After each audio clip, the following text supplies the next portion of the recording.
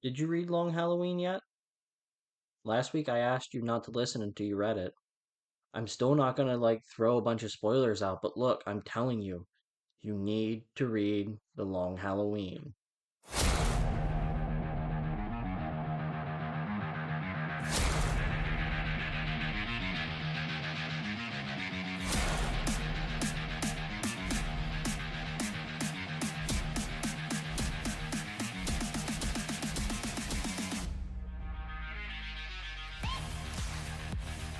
Welcome to Unbuckled Comics. If you're new, welcome. There's a liability form on the back table next to a present. Listen, when you open that present, a boxing glove is going to come out and bop you right in the nose because I know some of you are listening to this without reading The Long Halloween, and that's what you deserve. If you are returning, thank you for your continued support. I'm Unbuckled Cape, your host of this comic book review podcast, and today we're going to look at the second half of The Long Halloween, a book that I think that you should read if you did not pick that up. But before we head out on patrol, let's gather some intel first. Linktree, linktr.ee/unbuckledcomics. That's where you'll find everything you need from X to YouTube to Facebook to Instagram and even an invite to our Discord where you get to hang out with me and the members of the community. We talk about comics and uh, actually, I just received a picture from Discord that one of our members got a new doggo, and so we talk about our pets and our lives, and our working out and all kinds of stuff. We play Capes Detectives, where we have a mystery character every week, and I post pictures throughout the week, and people try to guess the character. This week, I think I won. Well, I mean, I didn't pick the character, but no one was able to guess it. So I'm going to call that a win for me. So I won this week. It's been a while since I win, which means I get to pick the character of the week that you are currently listening to this. A little bit of time travel there. So we play Capes Detectives. Right now we are doing our Unbuckled tournament. You can vote in that. You can vote in episode polls. You can make episode comments. All that good stuff. That is over at our Discord. You can find our Discord at linktree, linktr.ee/unbuckled comics. Speaking of our Unbuckled tournament this week, and of course I closed my phone out, this week we had Booster Gold against the Atom. Booster Gold, a hero who is so concerned with fame and wealth, he traveled into the past, our present, to use his advanced tech and knowledge of the future to become the greatest hero ever. Unfortunately for him, he couldn't shake being a less than heroic person that he is, but he manages thanks to his best buddy, Blue Beetle. The Atom is DC's version of Ant-Man, to make things simple. If I had to guess, though, the Atom probably came first. An incredibly intelligent scientist, Ray Palmer, was able to develop tech allowing him to shrink down to the size of an atom. His interests are more scientific than heroing, but he is here to help mankind anyway. And this week's just barely edging out a victory is Booster Gold. So you guys selected Booster Gold, and Booster Gold is now going to be taking on Big Barda in the second round, but we are only halfway through our first round. Next week, we will have Vixen go up against Etrigan, and I don't even have the pull out yet. I am going to try and do that as soon as I get done recording this here for you guys. This week, pen's not working. This week, life has really been lifing, so I feel like I am insanely behind on everything. Uh, I almost didn't even get the Long Halloween Part 1 out on time for my Tuesday at 2. When do I do that? Tuesday at 2 a.m. is when they typically drop. I had to push some stuff around to make sure I could get to that, and it's just nothing has slowed down. So I didn't finish up this week's Cape Detective, which is actually becoming a norm. I typically don't get that done until Sunday sometime anyway. And then, a little bit behind with our Unbuckled tournament, but the episodes are staying on time. I have been taking a little more time away from doing the show as things around here are really just getting um to be honest, a little overwhelming. And I've been taking more time for myself. I started replaying Batman Arkham Asylum. I bought the trilogy for the Switch. I figured, you know what? I heard enough bad stuff about it, but then there's another half that says, hey, it's good.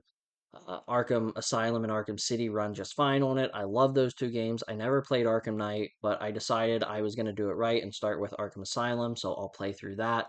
My companion game that I have with it. So when I play video games, I typically have one big one that's going to take me like 50 plus hours, and then I like to play a small one. So like something like I actually use Shovel Knight was gonna be my example, but like I actually use Shovel Knight as a main game because I love that game so much. I just wanted to play through it.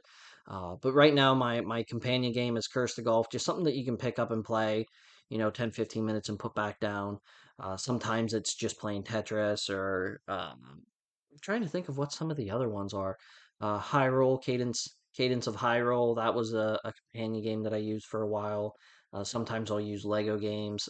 But yeah, so playing through Arkham Asylum, when I finish that up, I really would like to get into uh, Mega Man Battle Network, get one of those. Another companion game I'm looking at is playing through the Mario versus Donkey Kong. There's also Thousand-Year-Old Door. I'd love to revisit that on the Switch, and there's just so much to play. And right now, I am actually playing more video games than reading comics. I did not read anything for the show this week. Decided to take a step back from reading comics throughout the week, and I was reading comics through the show, I should say. Started reading Doctor No, the 007 book, and at home, I have been reading the most recent run of Venom Separation Anxiety. So, still doing my nerd stuff when I get a chance, but this coming week I should be reading Ninja Gaiden for I think that's a November episode. Flip back here. I know we went over this last week, so I won't run over everything again. But yes, it is December, not November, and then I'll be able to take a step back a little bit and kind of relax with some things because we have some pre-recorded stuff that all I'll have to do is just an intro and drop it in. So, um, just got to get through. For some reason, man, October has been so busy for us here. But speaking of being busy, we need to get busy with the second half of this review. So let's go ahead and talk about the rest of Batman: The Long Halloween. Let's get to finishing up Batman Long Halloween Part 2. We're going to be taking a look at issues number 8 all the way through 13, maybe kind of, sort of. Probably going to leave a lot of 13 and maybe even 12 out. But so, again, just in case you're jumping on, this is a book by Jeff Loeb and Tim Sale. You probably should go back and look at my previous episode where I take a look at the first issues number 1 through 7 to get caught up. There's a lot that goes on in this book, and to sum it up would be doing it an injustice. So, if this is your first episode, thank you for listening. But I do recommend that you go back and listen to my previous one. And it is on whatever platform you're currently on. So it's just a matter of backing out and looking right below wherever this is, unless it's YouTube. Sometimes YouTube's funky. Anyway, issue number 8, it starts with Scarecrow's escape, and we get another incredible splash page. We talked about last week how just the art of Tim Sale, when he gets an opportunity to just draw a big splash page, they are some of my favorite pieces of art in all of comicdom. They are incredible. So after said incredible splash, I'm talking like my 2-year-old. Splash page, Batman is gassed, and while gassed, he runs from the cops, imagining them as the killer who shot his parents. Then we get a gunsmith who has been providing the holiday with the 22s that he's been using is killed. So this issue was more about the Batman Scarecrow, Batman running. It seems kind of. I'm glad a lot of books don't do it, and this one is one of those ones that really don't.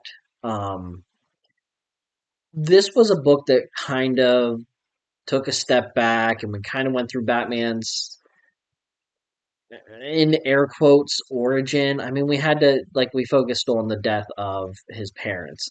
Again, part of that is because the holiday that is this one, I want to say this is Mother's Day this happened on.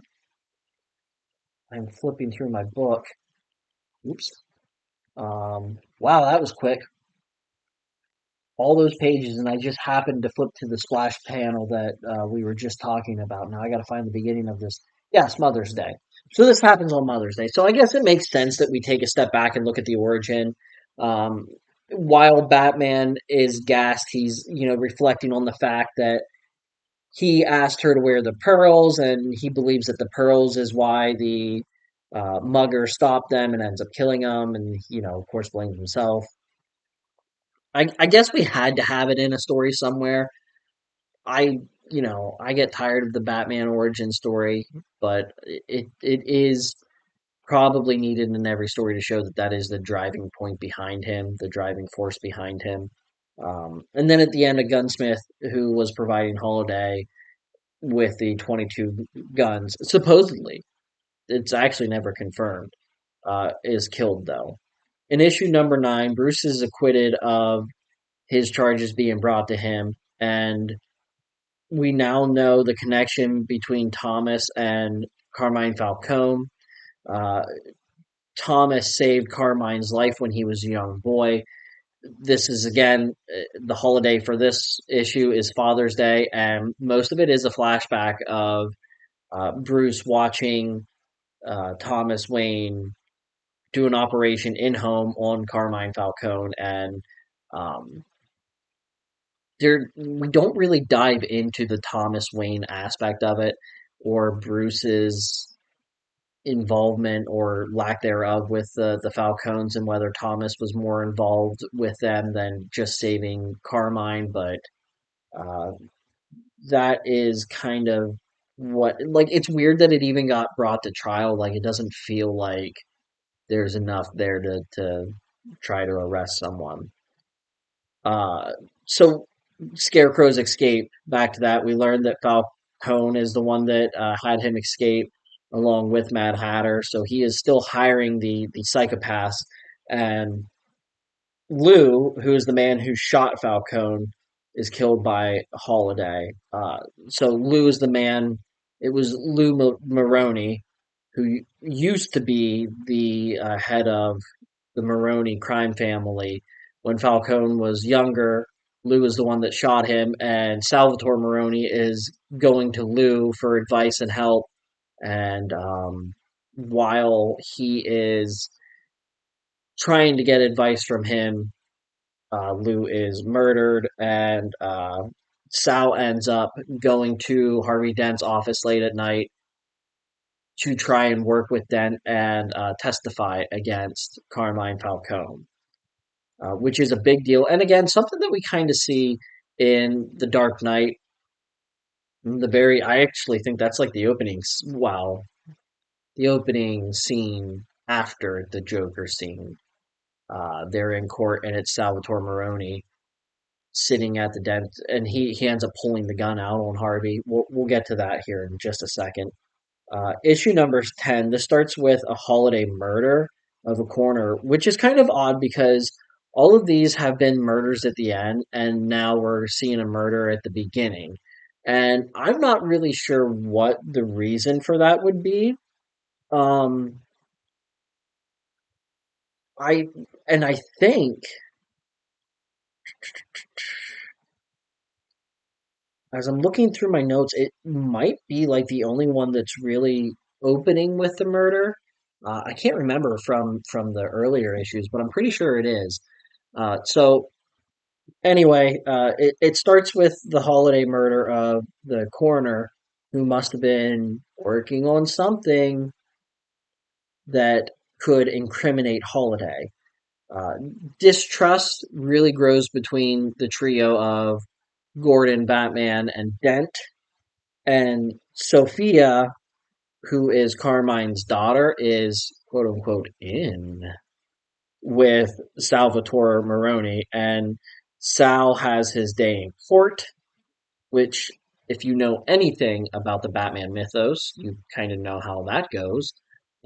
Sal is given a bottle of acid and he hurls the bottle of acid into Dent's face, which down the line causes him to become Two Face.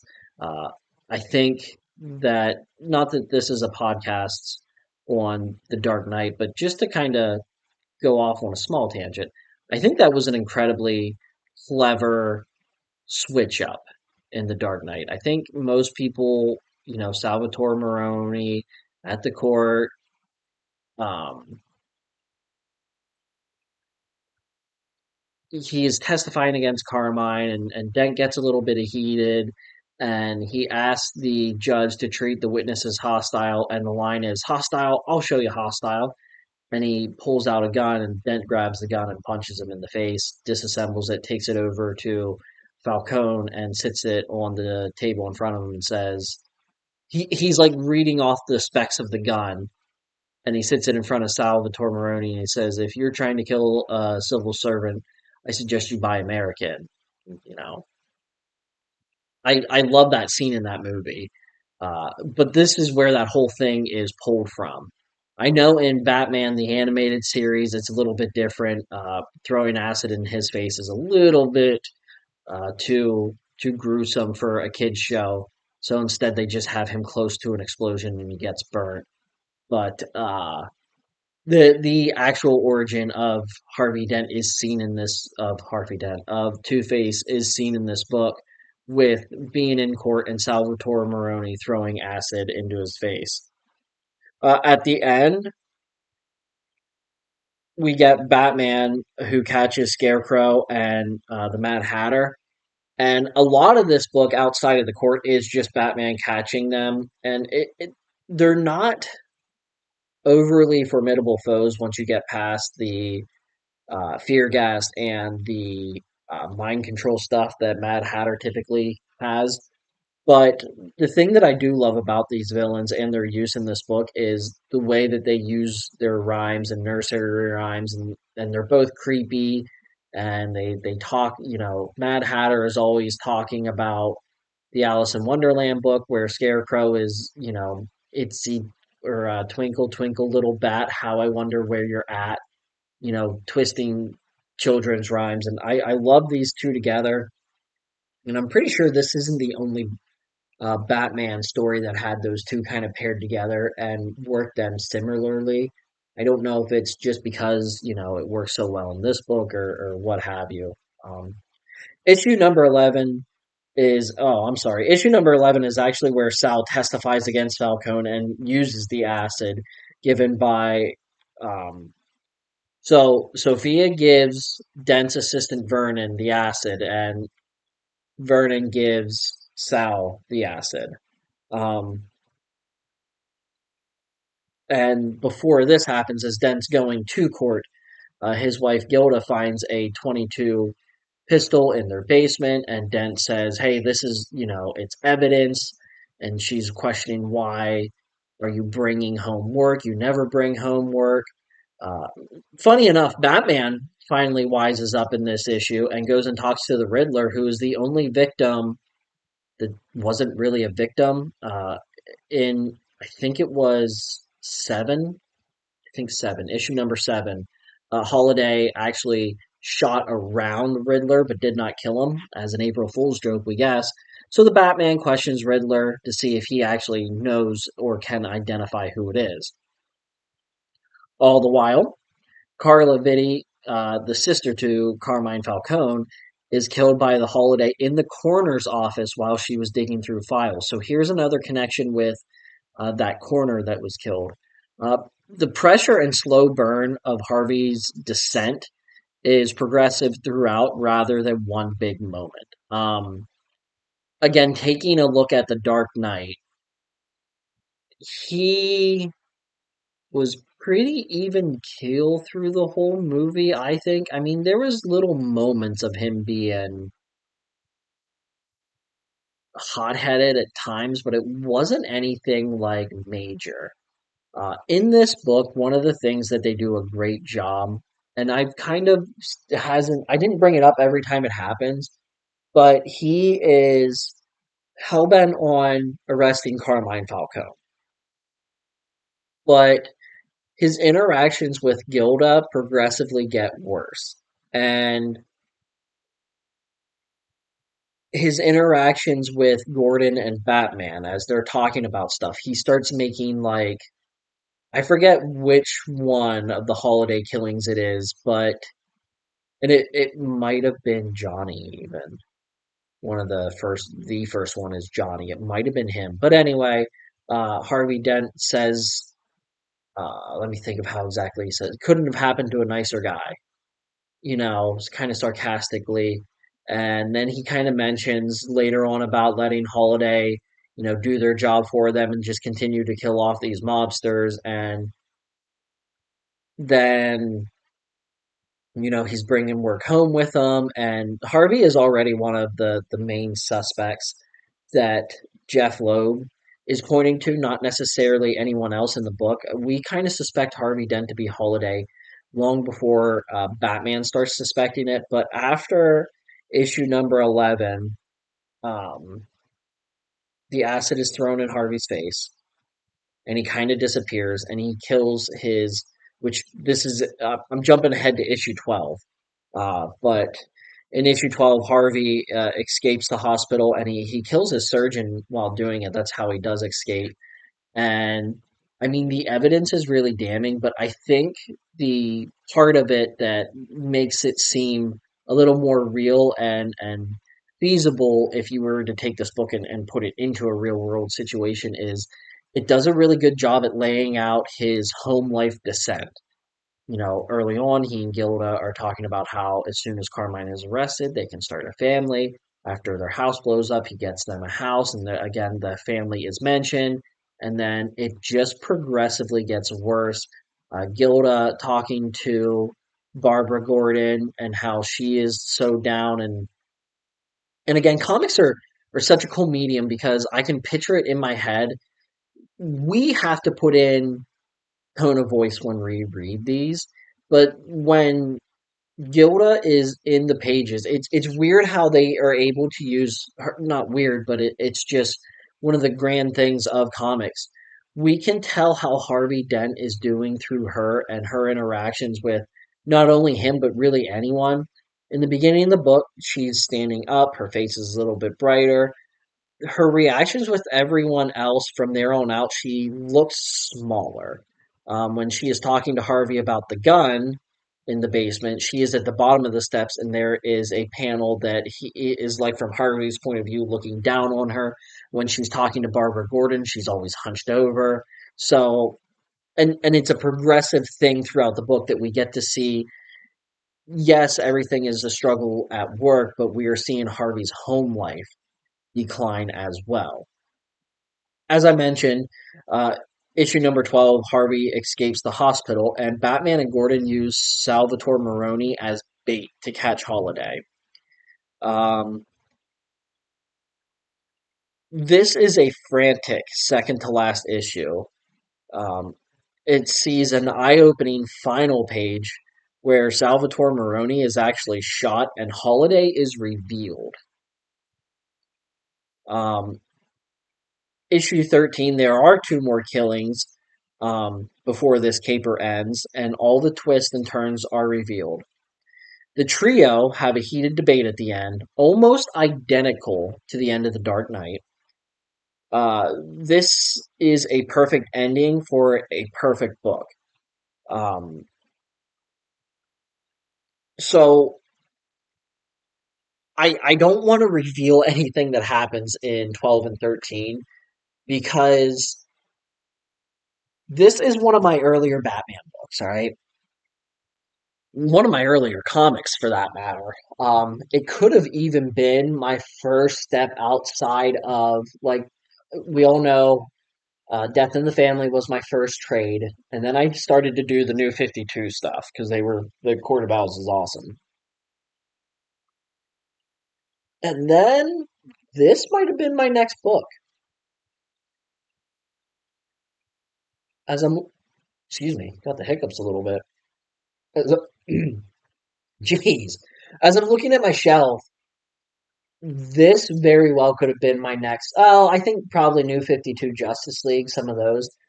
Regardless, this was one of my very early trades. And listen, this is the high I chase when I read comics. When this book ends, I've read this book, I do not know how many times. A ton. I've read this book a lot. Like a lot, a lot. When this book ends, the feeling that I got at after like the 20th time of reading it is still a higher high than reading, I don't know, just about anything else on my shelf, really. This is the high I chase.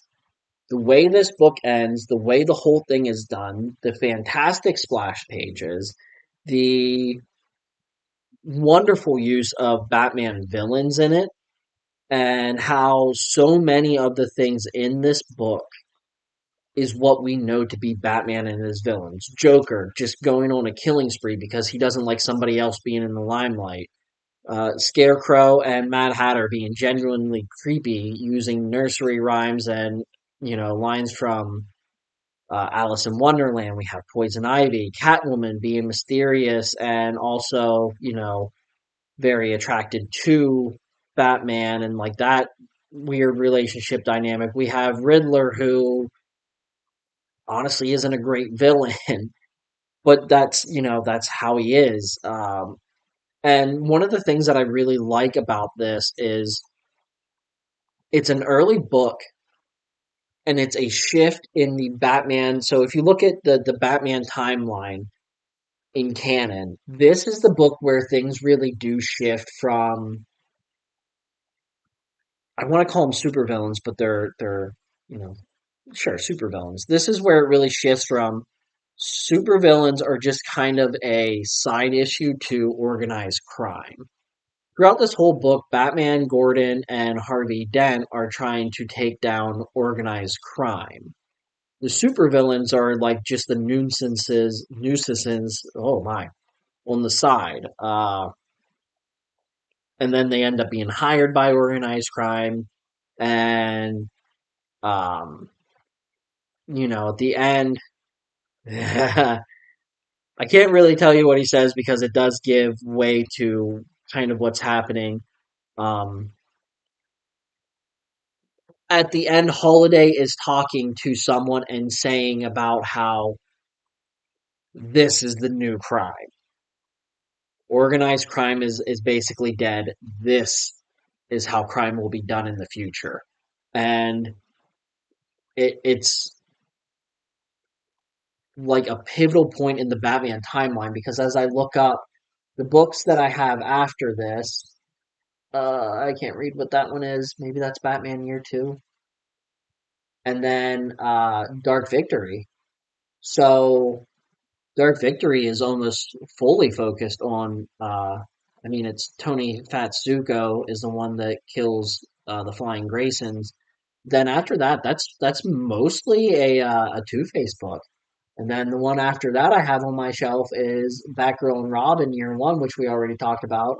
Uh, Killer Moth, Firefly, Blockbuster, and then from there on out, there is hardly any books that have organized, the Carmines and the Falcons and the Carmines and Falcons, the Falcons and the Maronis and the Biddies. It's just, it's really, really an important piece of the Batman history. And if you are a comic book fan and you have not read this, like, what are you doing? I don't think I actually had to say that, did I? I think everybody pretty much knew where this was going. I don't think I actually even wrote it down in my book where I keep all that written, my tier list. I did write it down. So let me look here.